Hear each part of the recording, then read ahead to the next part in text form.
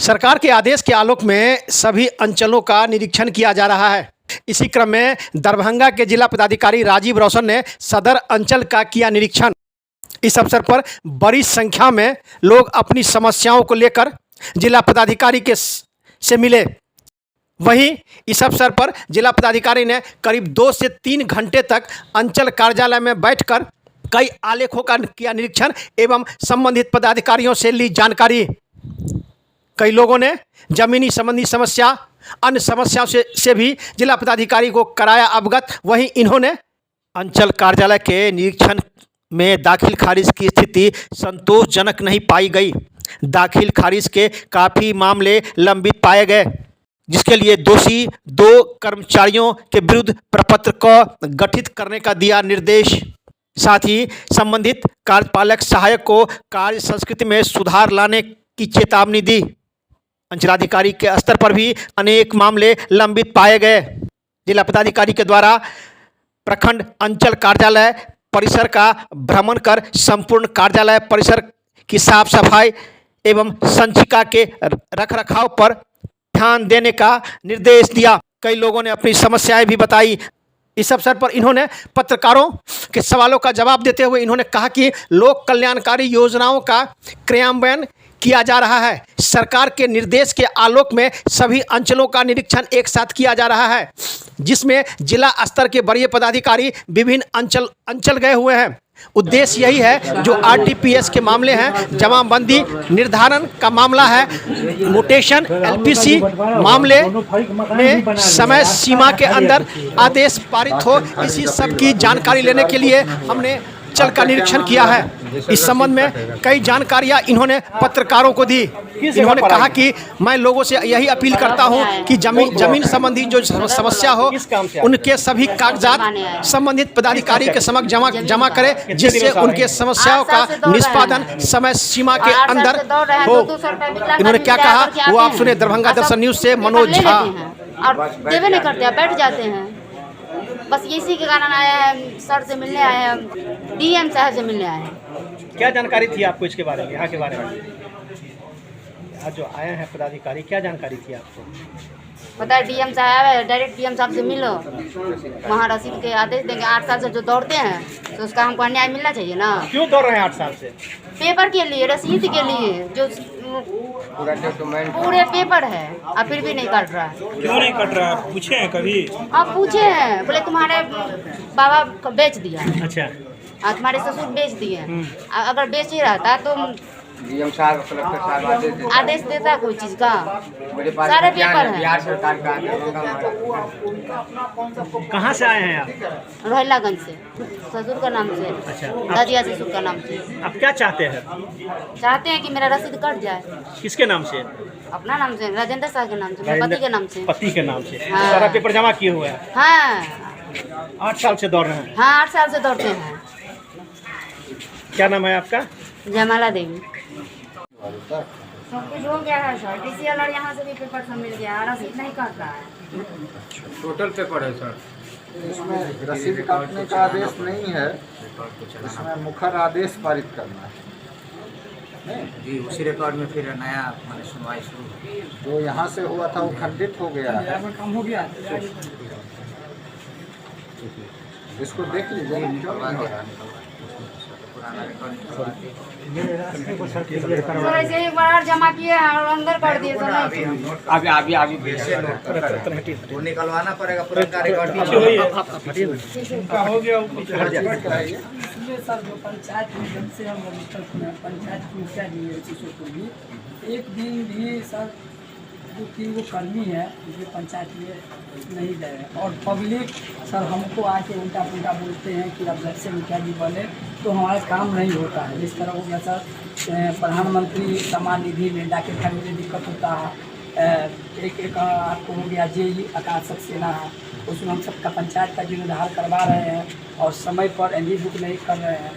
और ये हल्का कर्मचारी जो सीओ साहब बोले थे कि हम चिट्ठी निकाल रहे हैं, जो आप आए थे सर 2 महीना पहले, चिट्ठी निकालते हैं पंचायत में, एक दिन जरूर जाएंगे।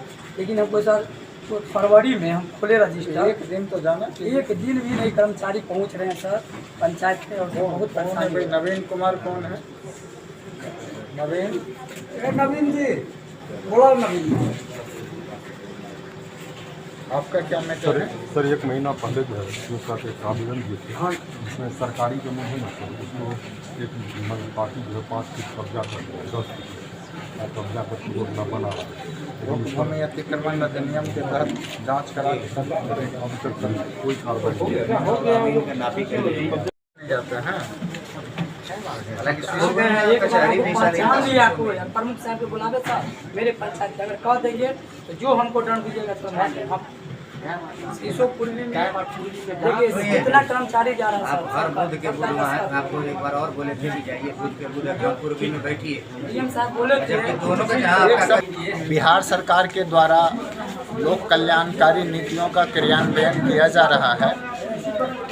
सरकार के निर्देश के आलोक में सभी अंचल का इंस्पेक्शन आज एक साथ किया जा रहा है, जिसमें जिला स्तर के वरीय पदाधिकारी विभिन्न अंचलों में गए हैं। उद्देश्य यही है कि जो आरटीपीएस के मामले हैं, जो जमाबंदी निर्धारण का मामला है या म्यूटेशन का एलपीसी का मामला है, वो सब निर्धारित समय सीमा में उसमें आदेश पारित हो और गुणवत्तापूर्ण आदेश पारित हो।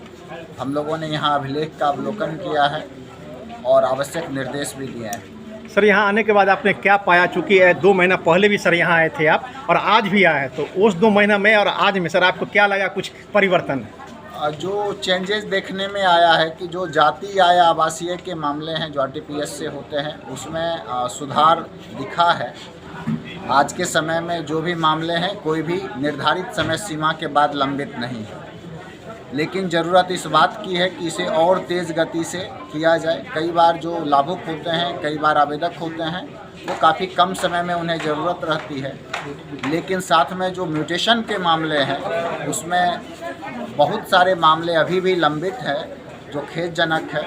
हम लोग जो संबंधित कर्मचारी हैं जो उस पर कार्रवाई नहीं कर रहे हैं, आवेदन को लंबित रखे हैं, उन पर कार्रवाई के लिए। सर एक और सर ज़मीनी विवाद दिन प्रतिदिन बढ़ती जा रही है। सर थाना स्तर से जो बैठक होती है हर शनिवार को, एक तिथि में कोई पदाधिकारी आते हैं, 2 तिथि में कोई दूसरे पदाधिकारी आते हैं। जो लाभुक हैं, जो पीड़ित हैं, उनका समस्या का समाधान नहीं हो पाता है। सर इस संबंध में स्तर पे तो स्पष्ट निर्देश है कि जो थाना स्तर पर बैठक शनिवार को की जानी है उसमें थाना पदाधिकारी का जो एसएचओ है उनके साथ अंचल अधिकारी उसमें रहेंगे, उस बैठक में शामिल होंगे और दोनों पक्ष को सुन करके उनका निराकरण सुनिश्चित करेंगे। लोगों से सर क्या कहेंगे आज के जो शिविर में और जो समस्या लोगों को हो रही है अभी के दौर में ज़मीनी समस्या को लेकर? सिंपल सी बात है कि जो सरकार के प्रावधान है उसमें लगातार प्रयास किया जा रहा है कि पारदर्शी तरीके से भू राजस्व से संबंधित मामलों का निराकरण किया जाए।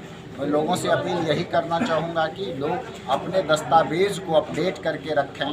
जो पूर्वज के नाम से बहुत सारी जमाबंदी है उसको अद्यतन करा लें। बहुत सारे जमाबंदी में खाता, खेसरा या भूमि का रकबा नहीं है।